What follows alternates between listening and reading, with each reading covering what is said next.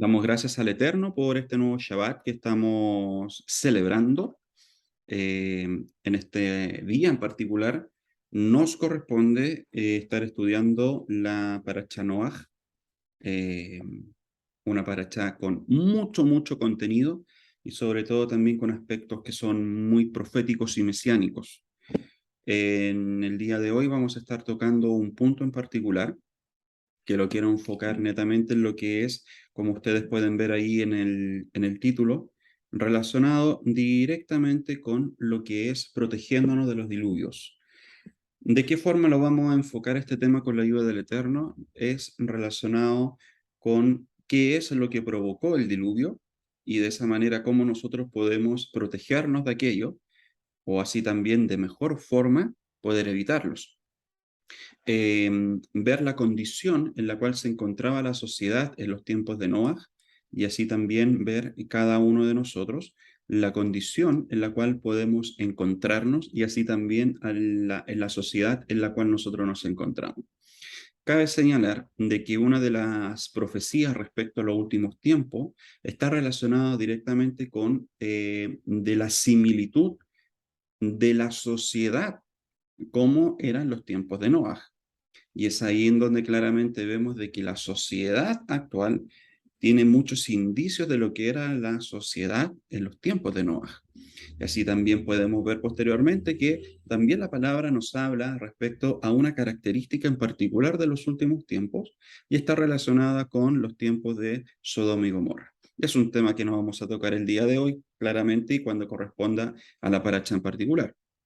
Pero en este día en singular, nosotros lo que vamos a estar analizando es la causa de este diluvio en particular y de esa manera ir desarrollando de qué forma podemos detectar lo que está ocurriendo en la sociedad para que de esa manera en nuestra vida no ocurra aquello.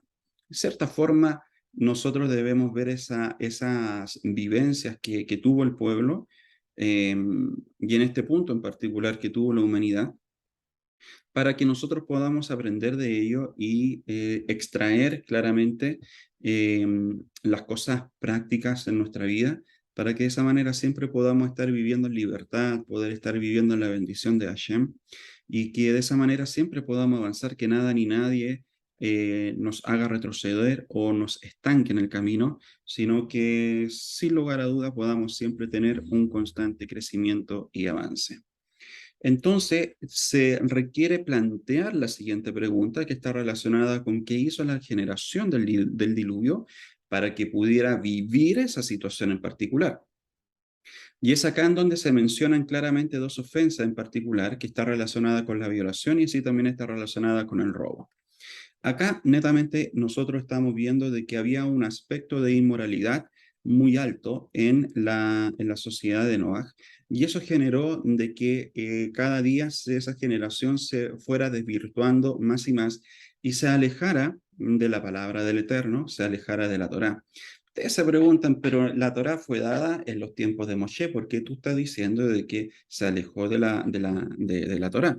Debemos recordar de que en ese tiempo sí había Torá. Cuando nosotros vemos en los Midrash, cuando se nos dice de que antes de la fundación del mundo fueron creadas varias cosas y dentro de las cuales está la Torá.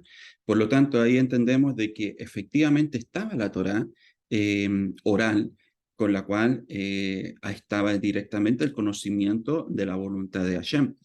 ¿Qué prueba podemos tener de eso? ¿Por qué razón? Cuando las aguas bajan, lo que hace Noah es presentar un holocausto. ¿De dónde aprendió eso? Posteriormente vamos viendo generaciones posteriores qué es lo que ocurre con Abraham en particular. ¿Por qué tenía conocimientos también de lo que eran los holocaustos y todo aquello? Si posteriormente en el tiempo podemos ver de que eso había sido establecido de una forma escrita. Por lo tanto, ahí nosotros entendemos de que las generaciones anteriores a Moshe sí tenían un conocimiento de la Torá basado en lo que es la Torá oral. Y aparte de eso, había otro aspecto que es el robo, que era prácticamente, era tal de que se entiende en los días de hoy como, como la corrupción. Entonces eran robos con violencia, era netamente una sociedad individualista que solamente estaba buscando su propio beneficio, estaba buscando en cierta manera su propio bienestar a costa de lo que sea. Por lo tanto, no estaban pensando en el de al lado, no estaban pensando en el bien del otro, sino que netamente en lo que podían ellos solucionar como problema, entre comillas, porque también en el aspecto de la corrupción está relacionado con las ambiciones que tiene la persona, y entendemos que la ambición no solamente no es cubrir una necesidad, sino que es la obtención de más y de más y de más por distintos otros motivos, pero que claramente la mayoría de todos esos motivos no son cosas que están relacionadas para poder ayudar a los demás. Más adelante vamos a entender cuál es la finalidad misma de la creación del mundo, y cuál es el concepto como tal que nosotros entendemos en el hebreo. Bueno, ahí vamos a estar hablando del Gesed en particular. Ahí le adelanto algo para que de esa manera ya también se vayan preparando respecto a lo que es en cierta manera, el propósito de la creación del mundo. Dicho eso, aquí nosotros estamos viendo las características de la generación del diluvio, una generación que estaba relacionada directamente con una inmoralidad sexual que cada día se estaba alejando más y más de los principios del Eterno, y así también la obtención de cosas a través del robo, a través del engaño, a través de la violencia, y que eso estaba generando un perjuicio para los demás. Si bien vemos que estas son transgresiones que son muy severas, esta no era la primera vez que la humanidad se equivocaba. 6 generaciones antes de Noah, el hombre dejó de creer en Dios y también fue castigado. Entonces, acá nosotros vamos viendo de que lamentablemente el hombre y la mujer, la naturaleza, como hablábamos hace una semana atrás, siempre está inclinada a lo que es el Yetzer Hara. Hay una mala inclinación que efectivamente está generando de que esa fuerza sea como un imán y que lo arrastra con mucha facilidad. Por esa razón, nosotros debemos estar cuidándonos, conocer, identificar cuáles eran las características de esa generación, y es ahí en donde nosotros vamos a poder analizar netamente de lo que tenemos que escapar, de las personas con las cuales no tenemos que alejarnos, a no ser de que sea para que las llevemos a la Torá. Pero si esas personas no quieren ir, no se quieren conducir a la Torá, efectivamente pueden generar un daño o una influencia negativa en tu vida. Acá nosotros vamos a encontrar en los versículos que estos dos pecados son sumamente específicos. Primero, la clase alta era acusada de tomar a las mujeres según su antojo. Y segundo, el mundo estaba lleno de robo. Si ustedes analizan estos dos puntos en particular, claramente son aspectos que nosotros vemos en este mundo, que son anunciados en estas generaciones, sobre todo en esta, en donde hemos visto cómo la maldad ha aumentado. Nosotros lo podemos ver en distintos, no solamente en nuestro país, sino que a lo largo de todo el mundo, como en el siglo XX en particular, hubo dos guerras mundiales. En este siglo ya hay amenazas de guerra, amenazas muy fuertes de guerra, la enemistad entre algunas naciones. Y si bajamos un poco más, claramente la enemistad entre las personas, el grado de violencia que existe el día de hoy, genera de que uno piense, bueno, entonces estas también eran las características que estaban en el tiempo de la generación del diluvio. ¿Cuál va a ser nuestra actitud y nuestra responsabilidad respecto a esto? Por esa razón, la información a nosotros nos va a permitir tomar mejores decisiones respecto a lo que estamos haciendo, a lo que no estamos haciendo, a las cosas que debiésemos hacer y que no estamos haciendo, y de esa manera ir transformando y perfeccionando cada día más nuestra vida. El robo que había era más que los meros hurtos, era un sistema de explotación de los empobrecidos. No robaban de manera directa, sino que intimidaban a los necesitados para que vendieran lo que no querían vender. Y ese robo, como se dice como un guante blanco, es aún peor que el robo común y corriente. Por esa razón en particular, nosotros, ¿qué es lo que vemos acá? Es el despojar a los demás de lo que tienen, pero el despojarlos sin que a ellos les haya costado nada. O sea, Ahí nosotros estamos viendo de que está la característica misma del robo, es empobrecer a los demás. Y eso no tiene nada que ver con la finalidad con la cual se creó el mundo, que está relacionado con el Gesed. Se dan cuenta de que es todo lo contrario. Entonces, analicemos un poco nuestra vida. ¿En dónde estamos posicionados nosotros en esta hora? ¿Estamos posicionados más a lo correcto o a lo incorrecto? Por esa razón en particular es fundamental de que muchas veces nosotros estemos analizándonos día a día y a través del estudio de la Torá para que vayamos sacando aquellas cosas que muchas veces la persona puede decir, oye, no, pero eso está demasiado lejos de mí. Eso es para la gente del mundo, para la gente que no tiene Torá, para la gente que no conoce al Eterno. Cuidado porque pueden haber algunos aspectos que pueden estar muy escondidos en la vida de la persona y no te das cuenta de que están. Por lo tanto, es ahí donde debemos tener en cierta forma, como una confrontación con la Torah, como un espejo que nos permita claramente ver efectivamente de que están algunos aspectos de aquello para que de esa manera los podamos ir sacando. ¿Qué puede decir aquello? ¿O qué aspecto podemos ver? Netamente la persona que está más preocupada y ocupada en sus propios intereses y no en el interés colectivo, no en la necesidad de los demás.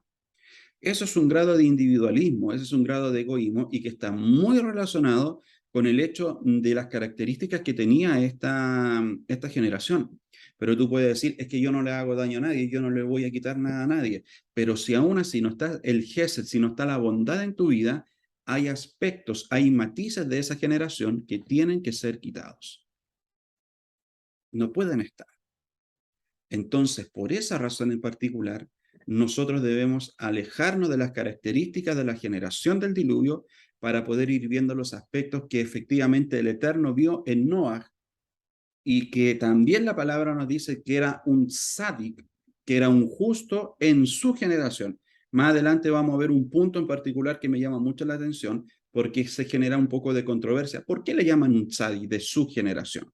Y ahí vamos a analizar un poquitito aquello para que nosotros vayamos viendo también las características y qué es lo que se le critica directamente, diciéndolo como en el buen sentido, lo que se le identifica ahí a Noah en particular. El mundo claramente fue creado para la bondad, lo que les comentaba anteriormente, y aquí lo vamos a profundizar. Incluso el libro de los Salmos, David Amelech, nos habla respecto de que el mundo fue creado para la bondad. El tema es de que si nosotros estamos alineados o no alineados a aquello, a ese propósito de la creación, y que el Eterno nos dé la sabiduría para poder estar más alineados a ese propósito, o de lo contrario, estamos un poco confundidos o no hemos entendido bien el propósito por el cual estamos en el escenario de esta tierra. Y esta bondad no se refiere a una característica personal, sino al entendimiento de que el mundo es un lugar para dar y no para recibir. O sea, en cierta forma, la finalidad misma de lo que nosotros vamos viendo acá como un comparativo es que la generación de Noah estaba netamente enfocada en el recibir, recibir, recibir, recibir la riqueza, recibir a través del robo, recibir placer, etc.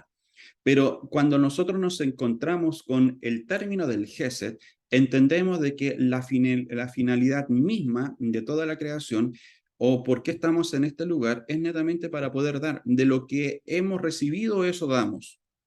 Por lo tanto, no se trata solamente de un aspecto monetario. Yo quiero que no se centralicen en aquello solamente, sino que en todos los aspectos de la vida. O sea, hasta un consejo, hasta una guía, poder dar a los demás, en cierta manera, un conducto por el cual pueden seguir de acuerdo a una necesidad, de acuerdo a una situación que estén viviendo.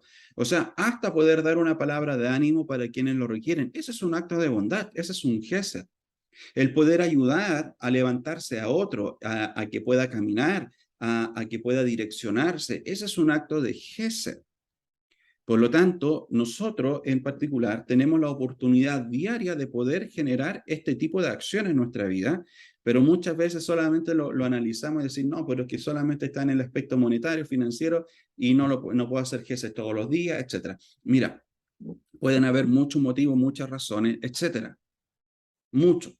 Pero acá nosotros debemos identificar de que el Gesed es algo mucho más amplio y que si el Eterno efectivamente todos los días a nosotros nos da esa oportunidad para poder desarrollarlo.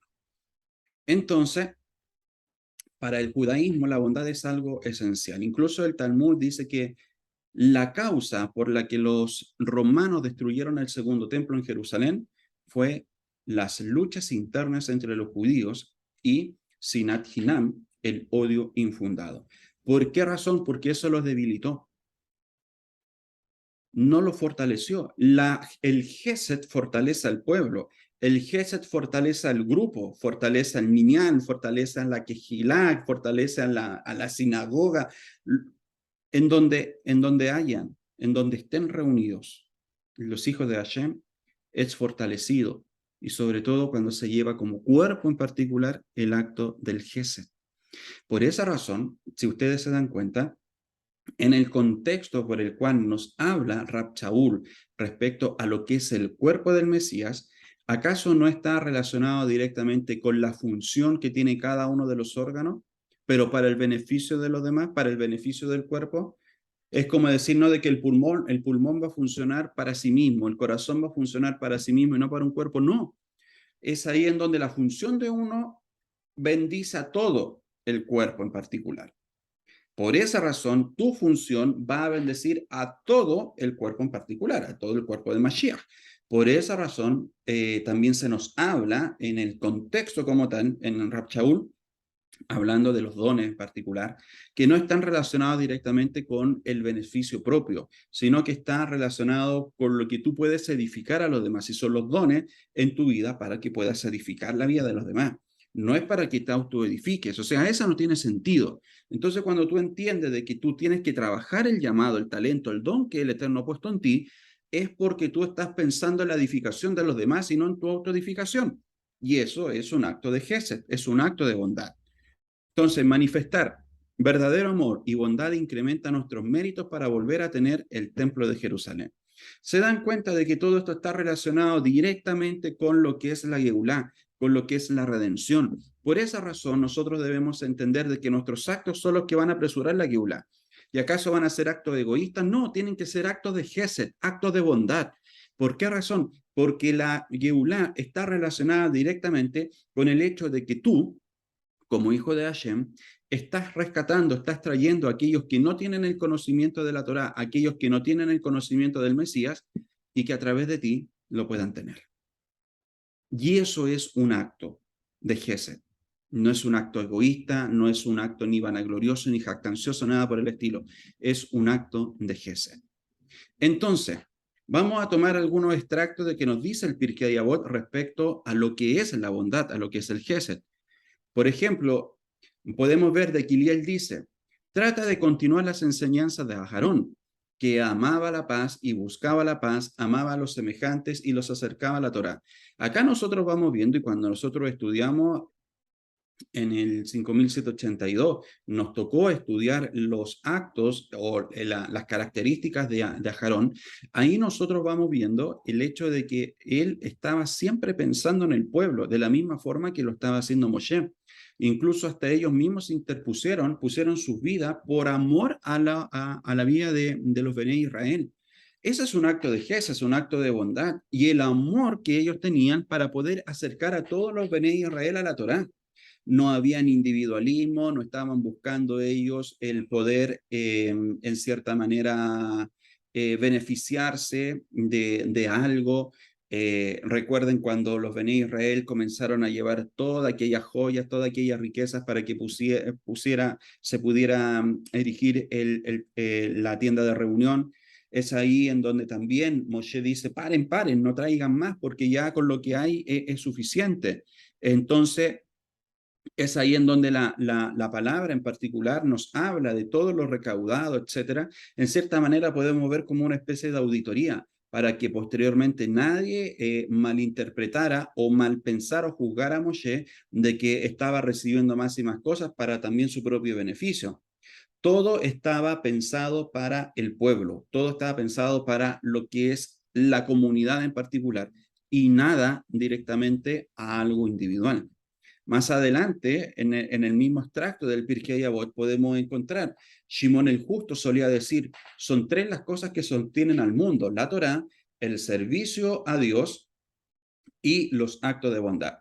Ahora planteo la pregunta, ¿por qué razón en particular el mundo fue destruido por un diluvio? La humanidad no fue desarraigada directamente de esta vida a través del diluvio por estos tres actos, o lo contrario, estos tres actos. No había Torah en esa generación, no quisieron Torah, el servicio a Hashem, no estaban sirviendo a Hashem, y los actos de bondad no estaban. Entonces, ¿cuál es el mundo que tenemos hoy en día? Hay un mundo que es sin Torah, un mundo que no sirve a Hashem, y un mundo que cada día se está transformando en más corrupto, ladrón y que no tiene actos de bondad. Eso es lo que provoca la destrucción del mundo. Pero si en este mundo estuviera la Torá completa, el servicio a Hashem y los actos de bondad, esas cosas sostendrían el mundo y sería un mundo completamente distinto. Rambam en Ilihot Abel nos dice lo siguiente: los actos de bondad son más grandiosos que la caridad, porque se puede ser bondadoso tanto con los ricos como con los pobres. La caridad puede cumplirse solo con nuestro dinero, pero los actos de bondad pueden cumplirse personalmente y también con nuestro dinero. ¿Se dan cuenta de que es algo mucho más amplio y tiene un alcance mucho mayor? Entonces, el acto de bondad, el ser bondadoso, claramente también va dirigido a los ricos. Entonces tú dices, pero ¿cómo vamos a ayudar a un rico? De muchas formas podemos ayudar a un rico. Porque quizá una de las partes de su vida está suplida, que es puede ser la parte monetaria, lo que es el dinero, pero es un aspecto de todos en la vida de una persona. Pero quizás hay otros aspectos que no están cubiertos y que es ahí en donde claramente la persona puede ayudarlos con la bondad. En cierta manera, en donde nosotros somos abundantes, ayudemos al que esté necesitado. Hay personas que son abundantes en algunas cosas y tienen déficit en otras. Que donde hay abundancia, tú puedas suplir el déficit que tiene la otra, y donde la otra tiene la sobreabundancia, que pueda suplir el déficit que pueda haber en ti. Eso es acto de bondad. Pero si nosotros entendemos de que hay un déficit en particular y que no estamos haciendo nada para que ese déficit desaparezca o se trate de solucionar, entonces hay un aspecto en nuestra vida que tiene que ser tratado. Por esa razón, nosotros siempre debemos estar distinguiendo, identificando lo que está pasando en la vida de nuestro alrededor, para que de esa manera podamos ver dentro de nuestras posibilidades de qué forma podemos ayudar a quien está en una situación donde requiere guía, requiere consejo, requiere algo. Si todos requieren algo, pero el problema es cuando solamente la persona se centra en la propia necesidad y no deja espacio para ver la necesidad de los que están a su alrededor. Los sabios enseñaron: quien juzga a los demás favorablemente también es juzgado favorablemente. Claro, porque muchas veces cuando la persona ve la necesidad del otro, ¿y qué habrá hecho este? ¿Se acuerdan de los amigos de Job? O sea, ¿qué mal habrá hecho este para que esté viviendo eso? No, no se trataba de ningún mal, se trataba de un aspecto de un proceso, se trataba de un punto de la historia que nos iba a servir claramente a poder identificar cuando se vive un proceso y así también cuando está relacionado directamente con decisiones que se tomaron en el pasado. Entonces, es acá donde nos encontramos con uno de los términos más identificativos para nuestro pueblo y más importante, que es el Gemilut Hasadim.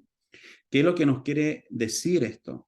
Y este término en particular, que se está relacionado con otorgar la bondad, se refiere a que cualquier clase de bien que no hace, o se refiere a cualquier clase de bien que uno hace por otro voluntariamente, no obligado, sino que voluntariamente. Y aquí recuerdo también de que esto tiene mayor mérito.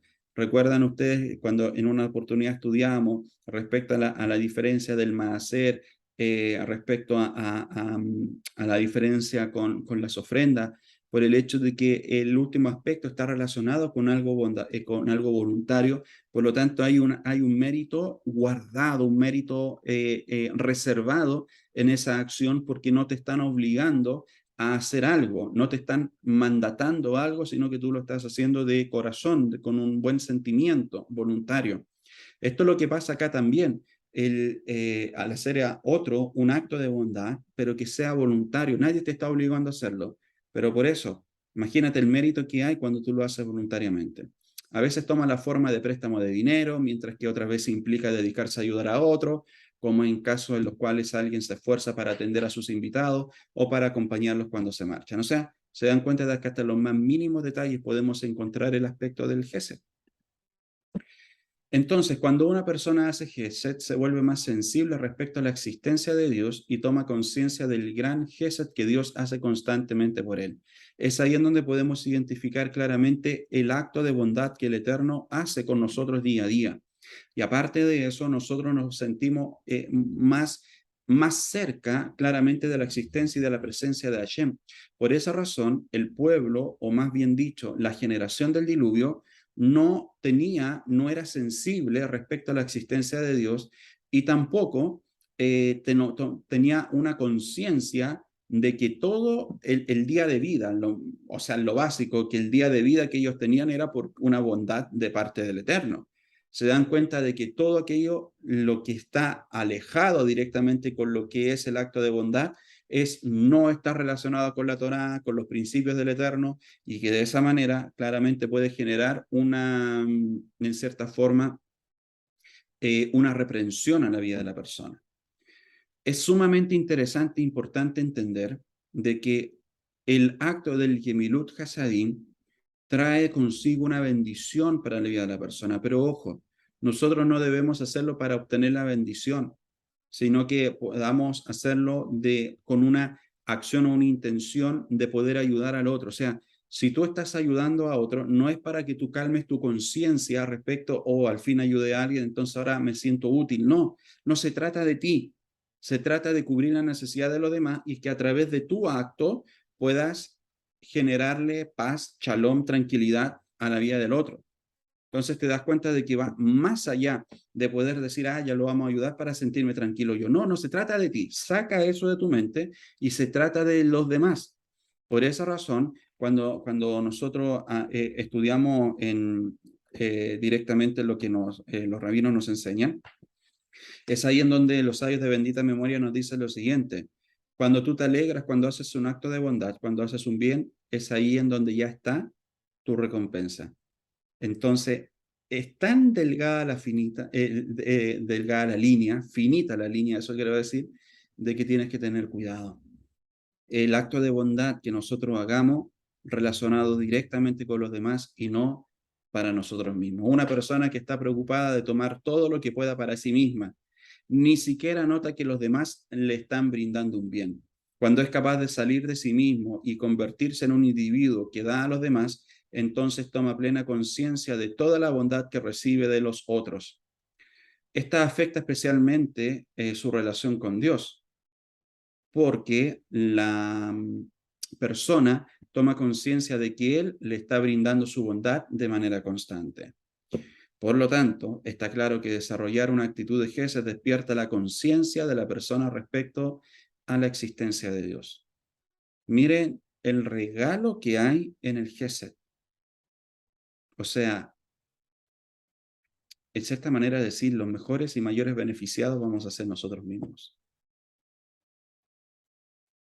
Con la buena intención, claramente. Cuando lo hacemos así, con una buena intención. Pero dicho está, de que es ahí en donde podemos ver que efectivamente hay una recompensa, porque estamos pensando en el otro.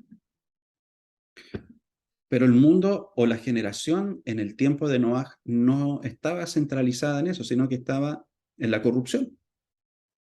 En eso encontraban el propósito, la tranquilidad, por así decirlo, porque pienso de que la persona que está en corrupción y que actúa de esa manera es muy difícil que pueda dormir tranquilo. Muy difícil.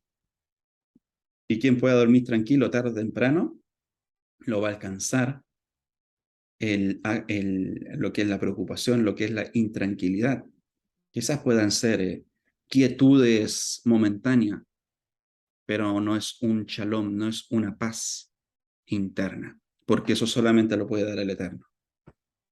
En la Torá nos encontramos con dos grandes momentos en los que predomina la corrupción. Primero que todo el diluvio y posteriormente el becerro de oro.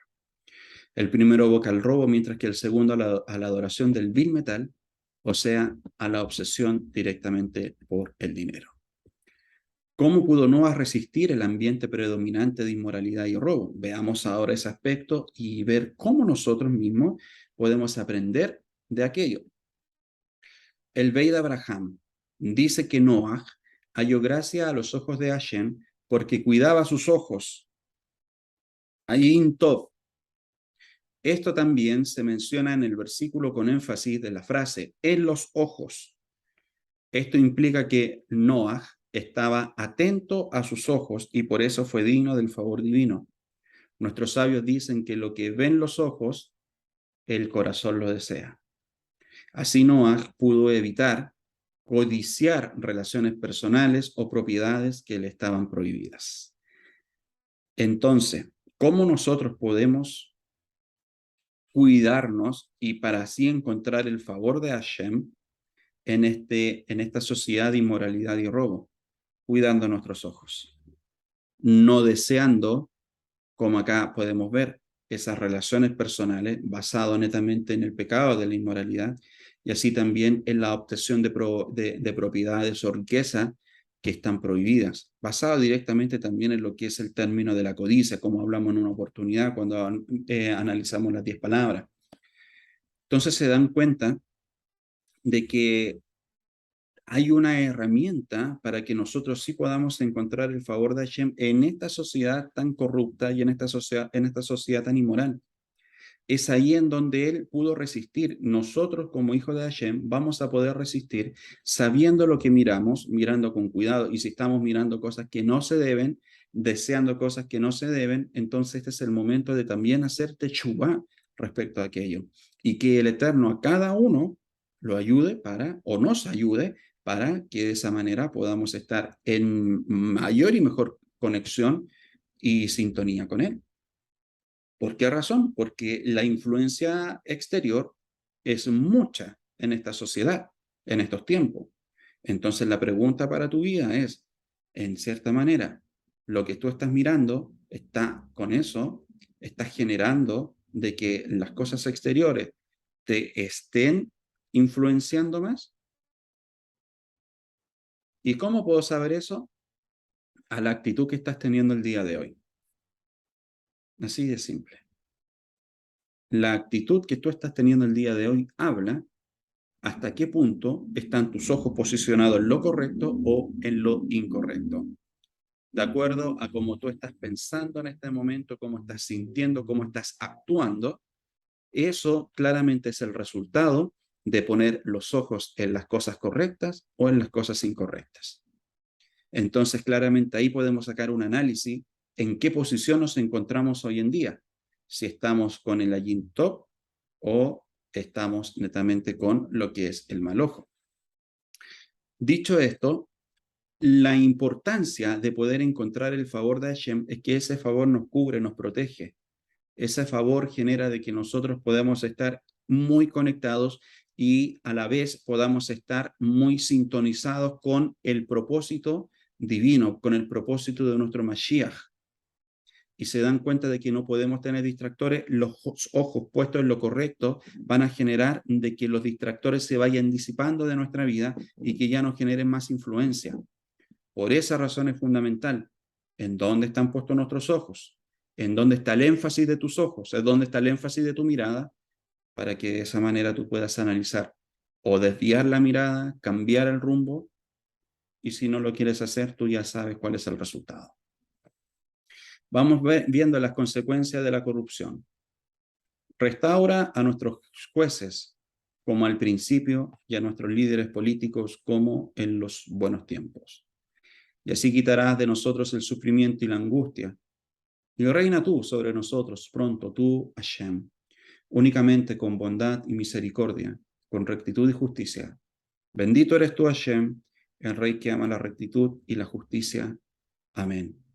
Esto es lo que nosotros pedimos al Eterno, de que sea una rectitud, de que podamos actuar también en rectitud y que el Eterno también restaure a los que están en autoridad y quienes no están actuando de acuerdo a los principios de su Torah, sobre todo en nuestro pueblo, en nuestra tierra, que es Israel.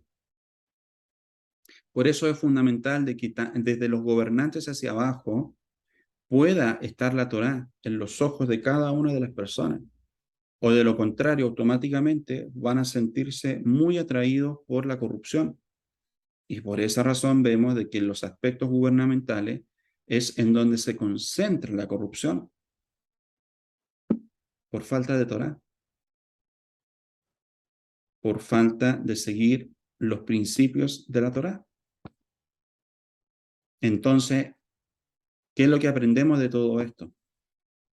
Es el hecho de que muy fácilmente la persona puede caer si no tiene impregnada en su corazón, en su mente la Torah.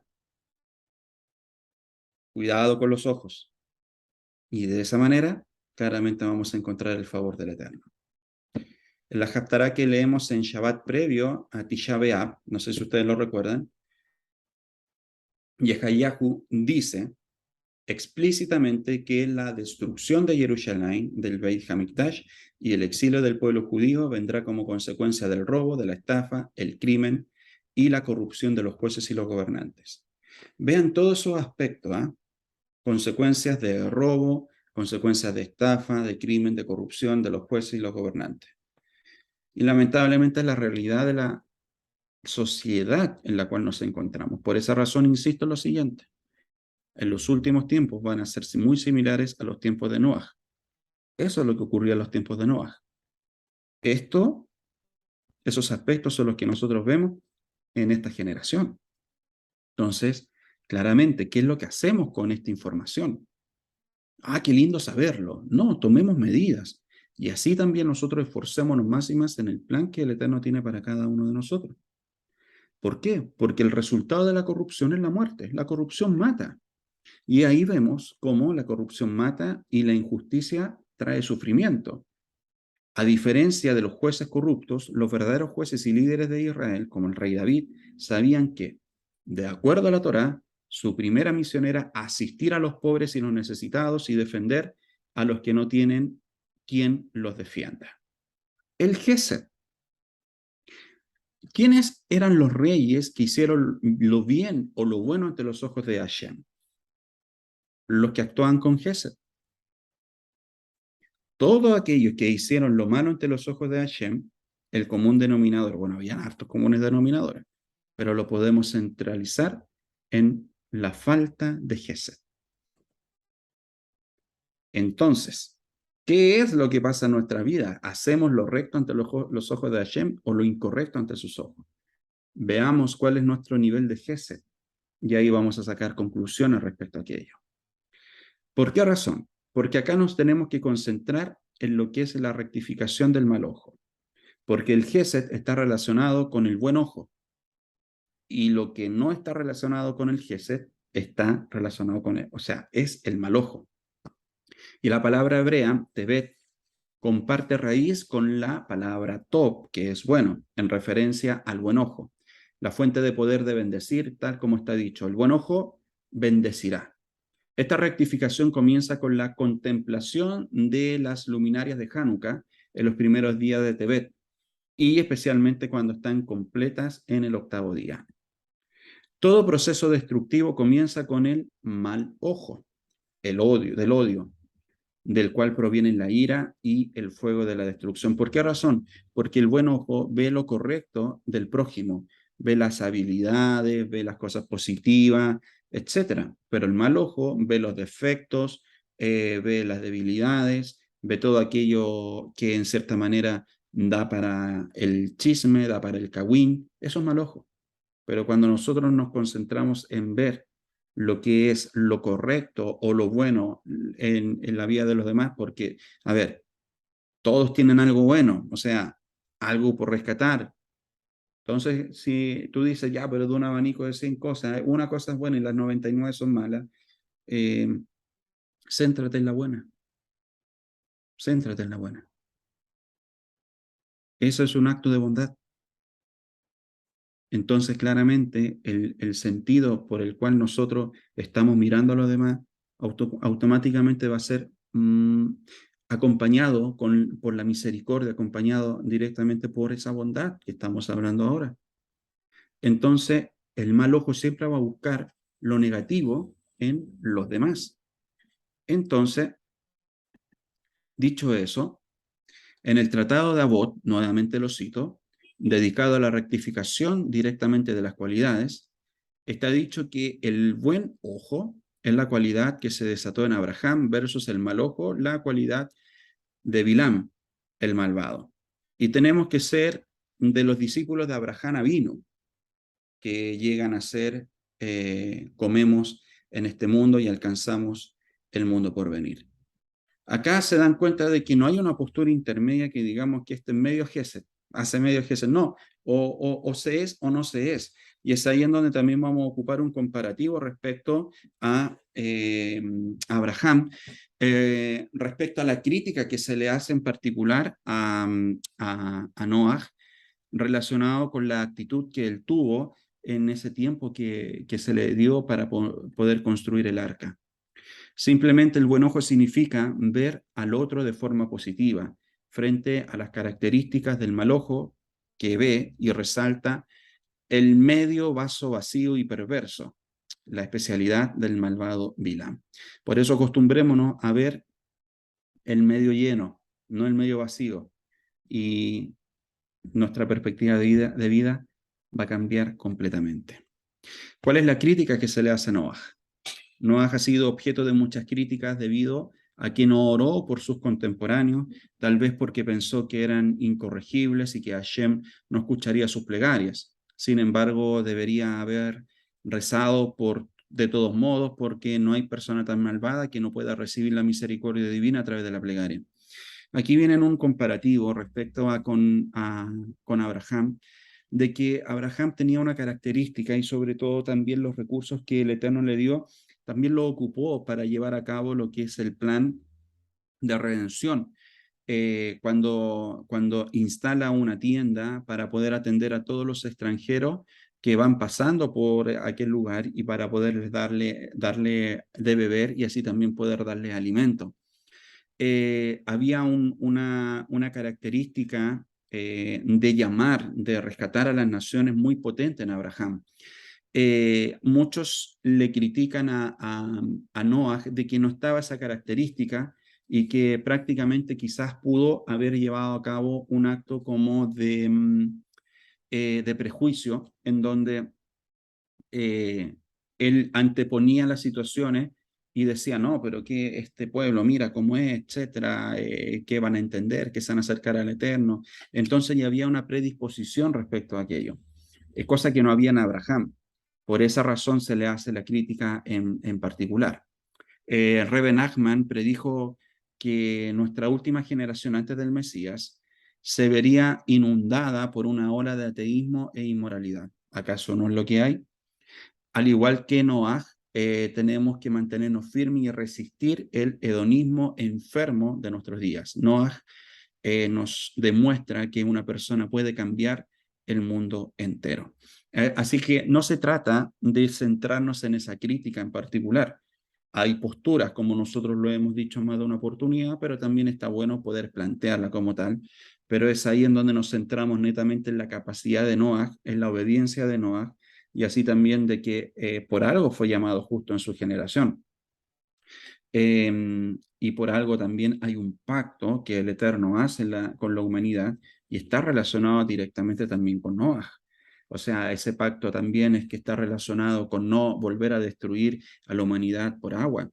Podemos ver el símbolo de ese pacto que está relacionado directamente con el arco iris, etcétera. O sea, la actitud misma de Noah de obediencia, a pesar de que construir un arca, cuando nosotros entendemos de que no es que existieran las lluvias en ese tiempo, o sea, las aguas que estaban divididas, las aguas del cielo bajaron. Por eso se inundó toda la tierra. O sea, imagínense un diluvio de 40 días, tremendo. Eso no se conocía el concepto de nubes y lluvia como lo conocemos hoy en día. Entonces, imagínense el grado de fe que había, el grado de obediencia de algo nuevo, y que no era algo nuevo relacionado con algo pequeño, sino que con algo sumamente grande que está relacionado con lo que es el clima, etcétera.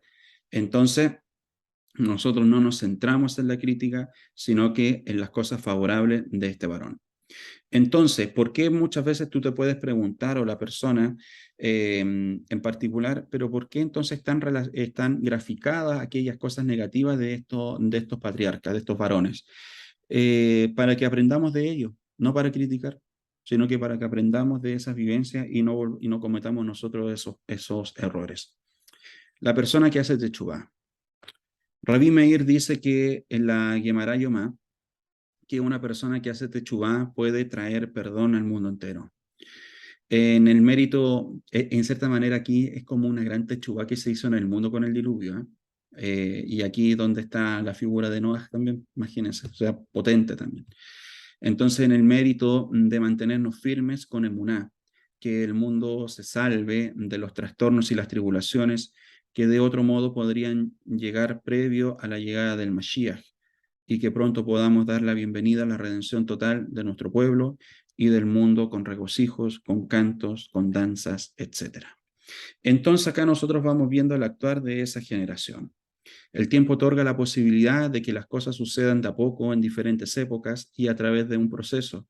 De una forma es posible alcanzar esa síntesis dialéctica.